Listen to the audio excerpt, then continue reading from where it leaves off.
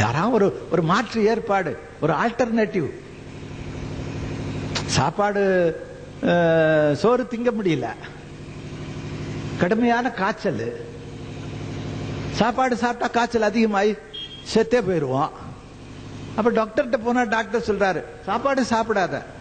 சாப்பாடே சாப்பிடாம எப்படி டாக்டர் அப்படின்னா, கஞ்சி குடி, இல்ல பன்னு காஃபி சாப்பிடு. ஒரு ஆல்டர்னேட்டிவ், ஒரு மாற்று, ஒரு வைத்தியரிடமிருந்து ஒரு வியாதி என்று வருகிற போது தரப்படுதில்ல, அப்படி ஏதாவது இவர் ஒரு மாற்று ஒரு வழியை இவர் தனக்குள்ளே ஏற்படுத்தி வைத்துக் கொண்டிருக்கிறாரா என்பதுதான் இப்ப நமக்குள்ள வர்ற கேள்வி.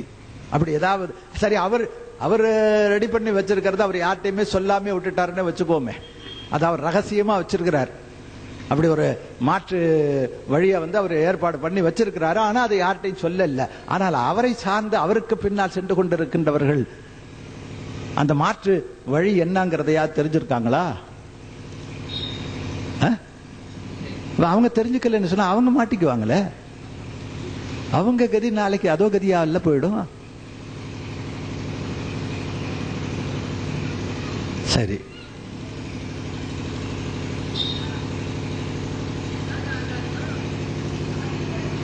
இன்னொரு விஷயம் பாருங்க. முஹம்மது ஸல்லல்லாஹு அலைஹி வஸல்லம் அவர்கள்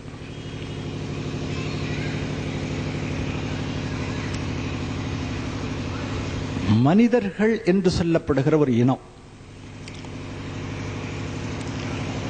அந்த இனம் உருவாக்கப்பட்டதற்கு பிறகு முஹம்மது ஸல்லல்லாஹு அலைஹி வஸல்லம் அவர்கள் உருவாக்கப்பட்டார்களா, அல்லது மனித இனம் உருவாக்கப்படுவதற்கு முன்பே முஹம்மது ஸல்லல்லாஹு அலைஹி வஸல்லம் அவர்கள் உருவாக்கப்பட்டிருந்தார்களா?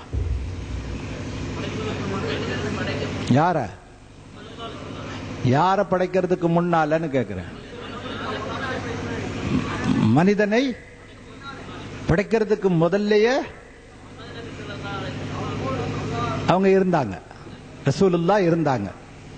முடிஞ்சே போச்சு, இந்த சேப்டரே க்ளோஸ் ஆயிடுச்சுங்க. இப்போ இதுக்கு மேல பேசுறதுக்கு ஒண்ணுமே இல்லை. ஏன்? முஹம்மது ஸல்லல்லாஹு அலைஹி வஸல்லம் அவர்கள் மனித இனம் உற்பத்தி செய்யப்பட்டதற்கு பின்னால், படைக்கப்பட்டதற்கு பின்னால் அவர்கள் படைக்கப்பட்டிருந்தா அவங்களும் உங்களை போலன்னு சொல்றதுக்கு வாய்ப்பு இருக்கு. ஆனா மனிதனே படைக்கப்படவில்லை, அவர்கள் இருக்கிறார்கள் என்று சொன்னா அப்ப அவங்க எந்த நிலையில இருந்தாங்க? உன்னதமான இல்லை, எந்த தோற்றத்தில் இருந்தார்கள் என்று கேட்கிறேன்.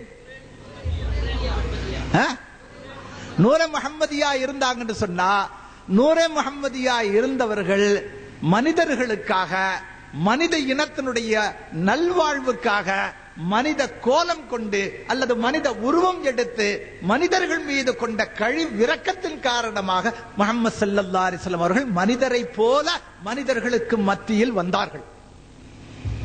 ஆனால் மனிதர் அல்ல, மனிதரை போல முஹம்மது ஸல்லல்லாஹு அலைஹி வஸல்லம் அவர்கள் மனிதர்களுக்கு மத்தியில் வந்தார்கள். वो हर आलम के रहमत है. ஒரு உருது கவிஞர் சொல்லிக் கொடுக்கிறார், முஹம்மது ஸல்லல்லாஹு அலைஹி வஸல்லம் அவர்கள் யார் என்று கேட்டா அவர் சொல்றார், वो हर आलम के रहमत है, किसी आलम में रह जाते थे फिर भी ये आलम उनको पसंद आया. முஹம்மது ஸல்லல்லாஹு அலைஹி வஸல்லம் யார் தெரியுமா? அவர்கள் சர்வ உலகத்திற்கும் ரஹமத், அத்தனை எல்லா உலகங்களுக்கும் அவர்கள் ரஹமத்தாக இருக்கின்றவர்கள், ரஹமத்தாக ஆக்கப்பட்டிருக்கின்றவர்கள்.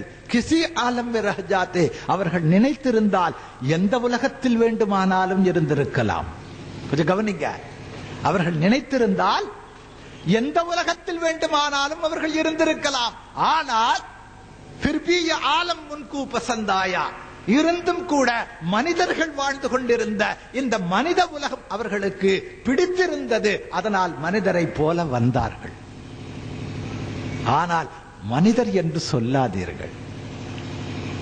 முஹம்மது ஸல்லல்லாஹு அலைஹி வஸல்லம் அவர்களுடைய பிறப்பு மனிதர்கள் எப்படி பிறக்கிறார்கள், அது நபியா இருந்தாலும் சரி, ரசூலா இருந்தாலும் சரி, ஆதம் அலைஹிஸ்ஸலாமோ, நூஹ் அலைஹிஸ்ஸலாமோ, இல்ல ஹூத் அலைஹிஸ்ஸலாமோ, இல்ல சாலிஹ் அலைஹிஸ்ஸலாமோ, இல்ல சுலைமான் அலைஹிஸ்ஸலாமோ, யூசுப் அலைஹிஸ்ஸலாம், எந்த நபியாக எந்த ரசூலாக இருந்தாலும் அவர்கள் எப்படி பிறக்கிறார்கள்? எல்லா மனிதர்களும் இந்த பூமியில் எப்படி பிறக்கிறாங்க? ஒரு தாயுடைய யோனியின் வழியாக அவர்கள் வெளிப்படுவதற்குரிய ஸ்தானம் அதுதான். அது எந்த மனிதனாயிருந்தாலும் சரி, அதிலிருந்து அவர்களுக்கு விதிவிலக்கு தரப்படவில்லை. ஏன்? இது இறைவனுடைய திட்டத்தில், தீர்மானத்தில் அமைக்கப்பட்டிருக்கின்ற விஷயம். இதை யாரும் மாற்ற முடியாதுங்க. இதை யாராலையும் மாற்ற முடியாது. ஆனா பாருங்க, ஹஸ்ஸான் பின் சாபித் ரலியல்லாஹு அன்ஹு சொல்றாங்கல்ல, ஸல்லல்லாஹு அலைஹி வஸல்லம் அவர்களே புகழ்றது கூட ஷிர்க்குன்றான். ரசூலுல்லாஹ்வை புகழ்ந்தா ரசூலுல்லாஹ் அல்லாஹ்வாக ஆக்கப்பட்டு விடுகிறார்கள். அப்ப யார புகழ்ந்தாலும் புகழப்பட்டவர் அல்லாஹ்வாகி விடுகிறார். எப்படிங்க இது? புகழப்படுகிறவர்கள் எல்லாம் அல்லாஹ்வாக ஆக்கப்பட்டால் ஒரு மகன் தன்னுடைய தந்தையை புகழ்வானா? அல்லது ஒரு மகன் தன்னுடைய தாயை புகழ்வானா? அல்லது ஒரு மகன் ஒரு கணவன் தன்னுடைய மனைவியை புகழ்வாளா? அல்லது ஒரு மாணவன் தன்னுடைய ஆசிரியனை புகழ்வானா? அல்லது ஒரு தொழிலாளி தன்னுடைய முதலாளியை புகழ்ந்து ஒரு வார்த்தை பேசுவானா? ஏன்னா புகழ்ந்தாவன் எல்லாம் ஆயிடுவான. இது எவ்வளவு ஒரு அறிவுக்கு அப்பாற்பட்ட ஒரு மடத்தனமான ஒரு வாதத்தை இவர்கள் முன்னிறுத்துகிறார்கள் என்பதை நீங்கள் யோசித்து பார்க்க வேண்டும். முஹம்மது ஸல்லல்லாஹு அலைஹி வஸல்லம் அவர்களை புகழ்ந்தவர்கள், அதுவும் அவர்களை வைத்துக் கொண்டே அவர்களுக்கு முன்னாலேயே அவர்கள் புகழப்படுகிறார்கள். முஹம்மது ஸல்லல்லாஹு அலைஹி வஸல்லம் அவர்கள் இல்லாத போது அவர்கள் புகழப்படல. முஹம்மது ஸல்லல்லாஹு அலைஹி வஸல்லம் அவர்களுக்கு முன்னாலேயே யார் புகழ்கிறாரோ அவருக்கு முன்னாலேயே பெருமானார் அவர்கள் அமர்ந்திருக்கிறார்கள், உட்கார்ந்திருக்காங்க. அவர் புகழ்கிறார். ஹஸ்ஸான் பின் சாபித் என்று சொல்லப்படுகின்ற பெருமானார் ஸல்லல்லாஹு அலைஹி வஸல்லம் அவர்களுடைய சமஸ்தானத்திற்கு உரிய ஆஸ்தான கவிஞராக திகழ்ந்தவர். இயல்பாகவே கவிதை பாடுகின்றவர் அவர். நம்மை போல ஒரு சராசரியான வார்த்தைகளுடைய ஜாலங்களிலே பெருமானார் அவர்களை புகழ்கிறவர் அல்ல. மாறாக இலக்கிய நயம் கலந்து கற்பனைகளுடைய வளத்தை சேர்த்து முஹம்மது ஸல்லல்லாஹு அலைஹி வஸல்லம் அவர்களை அற்புதமாக கவிதையினுடைய வடிவத்தில் புகழ்கின்றவர்கள் ஹஸ்ஸான் பின் சாபித் ரலியல்லாஹு. அவர்கள் சொல்கிறார்கள், முஹம்மது ஸல்லல்லாஹு அலைஹி வஸல்லம் அவர்களை கொஞ்சம் கவனியுங்கள். யார் வர்றாங்க, யார் போறாங்க, நீங்க அவங்கள பார்த்துட்டு இருந்தீங்கன்னு சொன்னாக்கா கடைசியில் உங்களுடைய கவனம் போயிடும்.